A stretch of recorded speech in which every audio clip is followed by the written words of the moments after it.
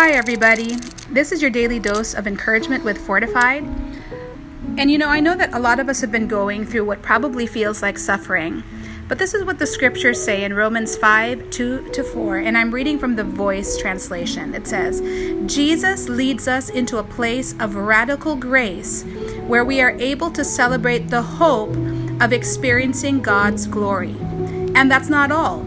We also celebrate in seasons of suffering because we know that when we suffer, we develop endurance, which shapes our characters. And when our characters are refined, we learn what it means to hope and anticipate God's goodness.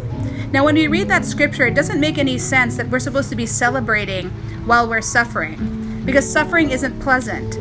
It's painful, but the suffering that we hear here is really a place of your faith or your believing getting tested, because if we're believing God's promises, then there's always going to be something or someone that's going to try to come against it and oppose it because he doesn't want those promises fulfilled in your life.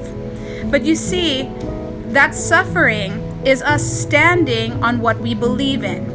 Standing in the midst of a storm, standing in the midst of a trial, and not backing down and not giving up, in spite of the pain. We need to know that as we stand on that, we are developing endurance, perseverance, to push through what we feel at the moment to see what's ahead of us. Remember what Jesus did? The Bible tells us in Hebrews 12 that for the joy that was set before him, he endured the cross. See, for him to be able to endure, there needed to be something that he saw ahead.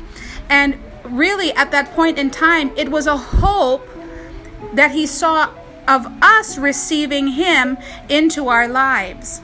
And so my encouragement to you is this: there will be seasons of suffering, but in the midst of that suffering, be encouraged.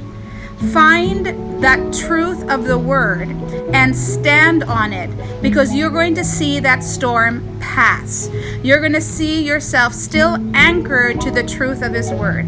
You're going to find yourself standing in that place of radical grace where you will celebrate in victory what you have been hoping for and what you've seen in your heart based on what he said.